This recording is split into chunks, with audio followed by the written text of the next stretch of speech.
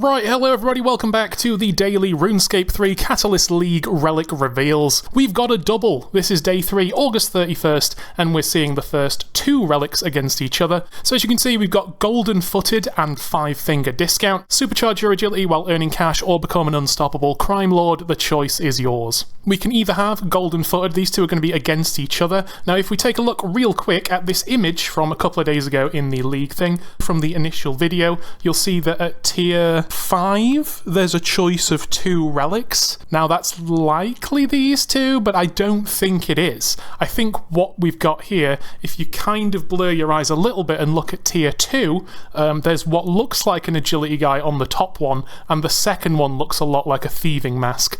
So I think what they're doing here is they're sneakily showing us 2 relic choices here, but I think this will actually be tier 2, because these do seem kind of early game, and we'll have a third choice for tier 2 coming up in a future blog post, but I'm ahead of them on this one. So basically what we do, we get ourselves a pair of boots if we pick Golden Footed. These are a lot like the Silver Hawk boots that already exist in RS3, which are a treasure hunter item, or the relic that was similar in old school leagues. We're going to get ourselves agility XP periodically while running around skilling or when using ultimate abilities in combat, which is kind of strange that they specifically say that. Whenever you complete a lap of an agility course, you get 1,000 coins, which is kind of rubbish, but that's per agility level you have. So if you're 99 agility, you could do a lap of the course, you'll get 99k. Even very, very early at the newbie courses, if you can rush tier 2, you'll probably be 15, 20 agility. You can just do a lap of like the Birthorpe course, it'll take less than a minute, you'll get yourself, 20k cash each time, and it'll give you a nice incentive to actually train your agility, so that's cool. And also, when you complete an agility course lap, the agility XP for completing the lap is plus 200%. So I think what they're saying there is you'll get 3 times the final XP drop on the course. Probably not the little XP drops you get for the individual obstacles, but it doesn't actually say. So that's really nice if you want to train your agility through agility courses. As well at the bottom here we have prevents you from failing any course obstacles or shortcuts. That's nice because sometimes you fail a shortcut and take a little bit of damage, or you get slightly less agility XP if you're doing laps. In this game there are a lot less agility courses. There's no rooftop courses like there are in old school. The first one you really care about is Anachronia. How it works, it's the laps of this island, but it's split up into 3 different level bands, so you can actually start doing it at level 30, but you'll have to run like a tiny bit of the course back and forward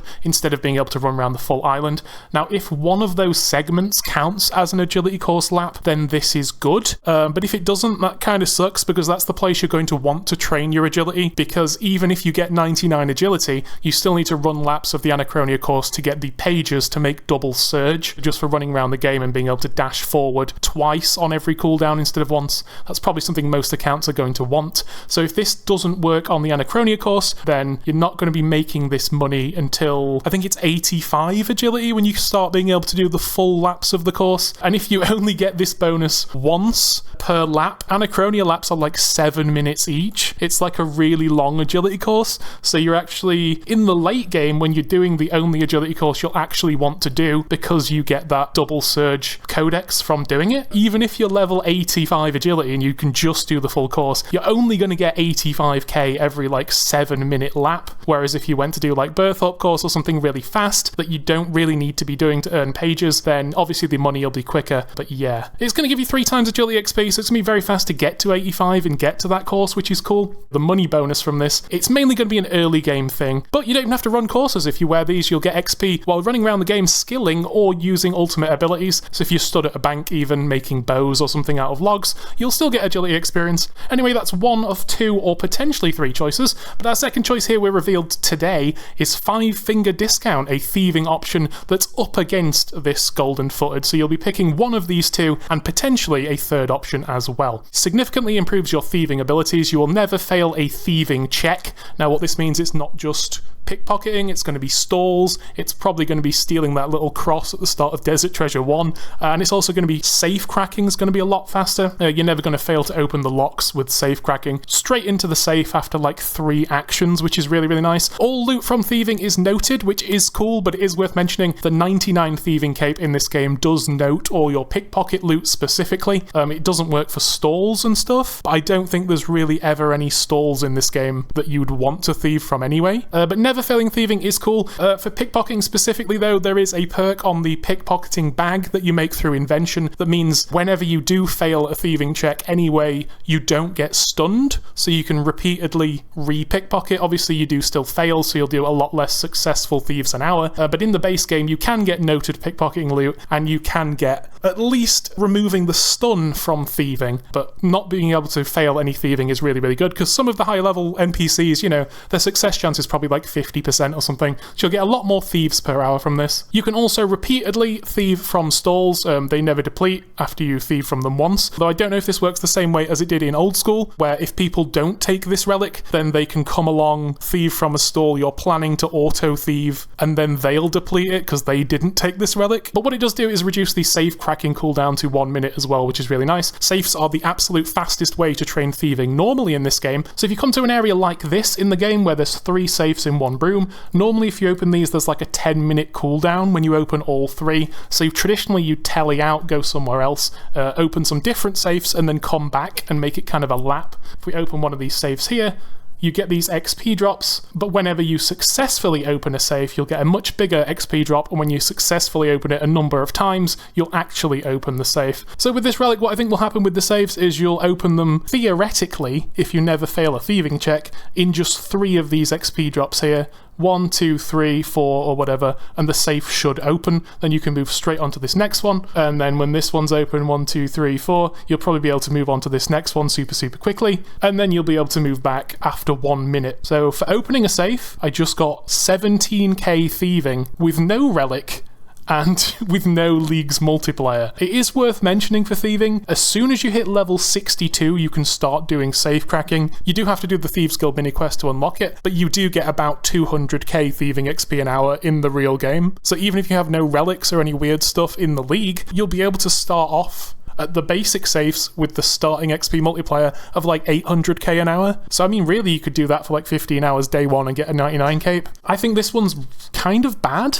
It's only really good if there's something on a pickpocket drop table that you really want. For example, Starbloom seeds from dwarves or something like that. There's also a couple of NPCs in the game that are really good to pickpocket. For example, these guys, the druids in the Garden of Carid, which is where you do your herb run reward shop. You've got anima stones to make more runes when rune crafting. You've got teleports to a herb patch, and you've got all sorts of crazy seeds. But honestly, thieving's so easy anyway. It's one of the fastest, if not the fastest skill to level in the base game. So all you get from this is all thieving loot is noted. I mean, there are a lot of different kinds of stalls in this game. One that immediately jumps to my mind when seeing this relic is the lamp stall in Menaphos. Depending on how this works, thieving checks never fail. It may be that you always successfully steal an XP lamp from this stall. I highly doubt it.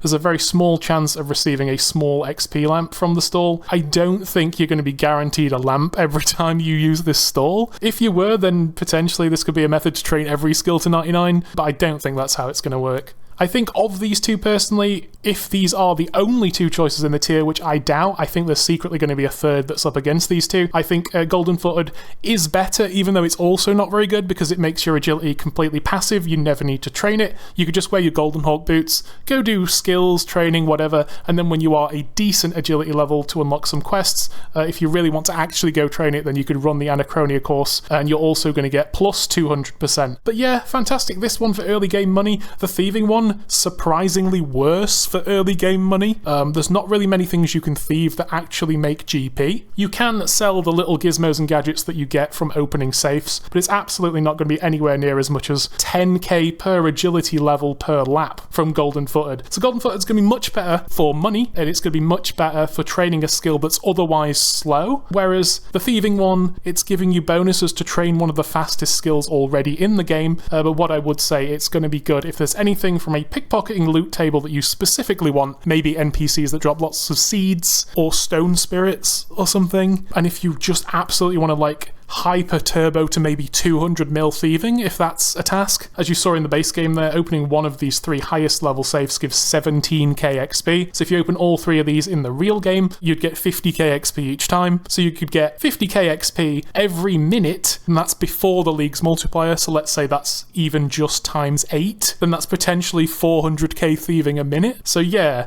if you want this one, and it does work as intended, then you're going to be able to get like 200 mil thieving in the League very easily. But if you're just casually playing and you just maybe want all your skills to maybe 99, something like that, the golden foot's going to save you so much more time because agility is a lot slower anyway, and you're going to make more money from this one. But I think they're doing us dirty, and I think based on this image here, vaguely blurred out, these look like these 2 out of 3 at tier 2. So I think on a future day this week, we're going to see potentially a third choice here at tier 2. And assuming they do the same thing they did with old school RuneScape, this is the most recent OSRS league that followed this same daily reveal schedule. They revealed a couple of relics on some of the days, but in between they stopped and they revealed just like basic passives everyone will have in the league. And then finally on the very last day, they showed you the full thing, the full table of every relic, its position, what it would be up against. So I think here in the RS3 league, we're going to have the same thing. The last day will be a full table because this is 4 days before the release date of the actual league. So we'll get the weekend or whatever to look at this and say, okay, this is how I'm going to strategize, this is maybe what I'm going to pick at every tier, but I do think of these two here, the agility one's better in my opinion,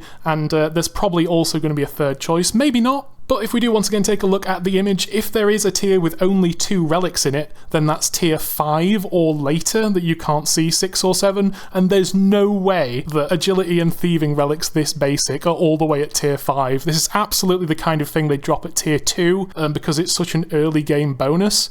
So yeah, of these two, I think the thieving one's very boring, but I can see why you'd pick it. Obviously you get noted loot with the 99 thieving cape, but if you're like 1 thieving and you hit relic tier 2 and pick this thing up, there's already auto pickpocketing in RuneScape 3, so all you'll have to do with this is just go right click, press pickpocket on an NPC you can pickpocket, and just let the game play. You won't have to do anything, you'll never fail, so you'll continually auto pickpocket until you hit a level where you can move up to a better NPC. But then when you do reach 99 thieving, you'll probably never interact with this relic again. But with the agility one, maybe you need a little bit of cash. Even if you're 99 agility anyway, you could do a lot worse than running around the Birthorpe course once or twice for less than a minute at a time and getting 99k coins every time. And also it prevents you from failing random obstacles, which might work in quests, so maybe these boots would be good for like Morning's End 2 or something. Anyway, thanks for joining me for another day of the RuneScape Daily Reveal Relics. Let me know what you think in the comments below. There's a playlist of every video we've done so far and all the videos we're going to do up until release, and you can subscribe as well if you'd like to see those. Goodbye.